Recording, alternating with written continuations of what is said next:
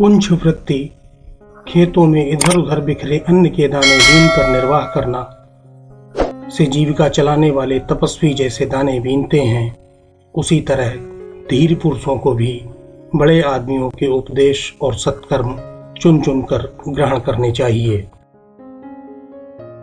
गायें गंध से, ज्ञानी वेदों से, राजा जासूसों से, अन्य लोग आंखों से देखते हैं। जो गाय दूहने के समय कष्ट देती है उसे बहुत क्लेश सहने पड़ते हैं, और जो सहज ही दूहने देती है उसे कोई क्लेश नहीं देता। जो बिना ताप पहुंचाए ही झुक जाता हो उसे ताप नहीं पहुंचाना चाहिए। जो लकड़ी स्वयं ही झुकी है उसे कोई नहीं झुकाता। इन बातों को ध्यान रखकर धीर पुरुष को अपने से बलवान के आगे झुकना चाहिए। जो अपने से प्रबल के आगे झुकता है वह बल के अधिष्ठाता देवराज इंद्र को प्रणाम करता है। घास चारा इत्यादि उत्पन्न कर पालने वाले पशुओं के स्वामी मेघ बादल होते हैं। राजाओं के बंधु मंत्री होते हैं।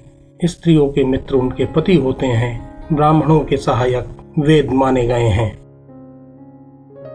सत्य से धर्म की, अभ्यास से विद्या की, सफाई रखने से रूप की और सदाचार से कुल की रक्षा होती है।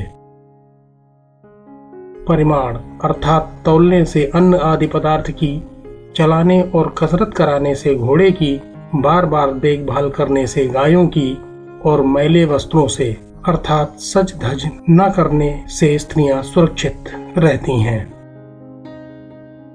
हे राजन, जो सदाचार से शून्य है उसकी श्रेष्ठता का कारण उनका कुल नहीं माना जा सकता। नीच कुल में उत्पन्न होने पर भी मनुष्य अच्छे चरित्र के कारण श्रेष्ठ माना जाता है।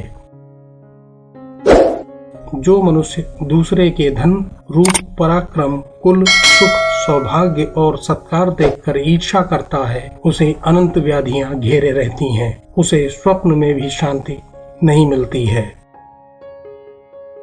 न करने योग्य कार्य करने से, करने योग्य कार्य न करने से, अभीष्ट सिद्धि से पहले मंत्र फूट जाने से, अर्थात जो काम करने जा रहे हैं उसका प्रचार करने से सदैव सावधान रहना चाहिए।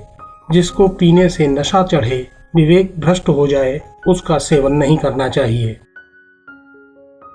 विद्या का मद, धर्म का मद और तीसरा मद है ऊंचे कुल का। ये अहंकारियों के लिए तो मद हैं, किंतु अहंकार रहित पुरुष इनको पाकर नम्र और शांत हुआ करता है। यदि सज्जन किसी समय किसी कार्यवश दुर्जनों से प्रार्थना करते हैं तो सर्वत्र दुर्जन कहे जाने वाले लोग भी स्वयं को सज्जन समझने लगते हैं। अज्ञानियों का सहारा सज्जन है, सज्जनों का सहारा भी सज्जन ही है, दुर्जनों का सहारा भी सज्जन ही है। दुर्जन किसी का सहारा नहीं होते। शानदार पोशाक पहनने वाला सभा को, गौ रखने वाला मीठे रस की इच्छा को, सवारी वाला मार्ग को जीतता है, लेकिन अच्छे चरित्र वाला सारे संसार को अपने वश में कर लेता है। शील ही मनुष्य का प्रधान गुण है। जिसका शील नष्ट हो जाता है उसका जीवन, धन और कुटुंब आदि सभी व्यर्थ हैं।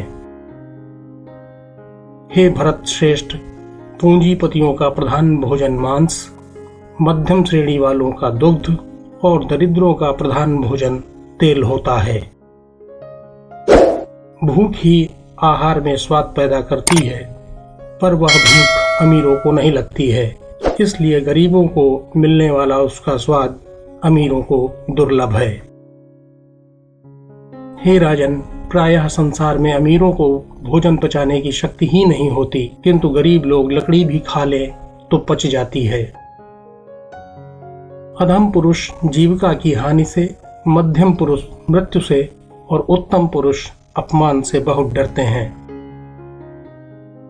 यूं तो सुरापान आदि का नशा तो नशा ही है, किंतु ऐश्वर्य का नशा विशेष हानि पहुंचाने वाला है, क्योंकि ऐश्वर्य के नशे में मत वाला पुरुष अपना अधोपतन देखकर भी सचेत नहीं होता है।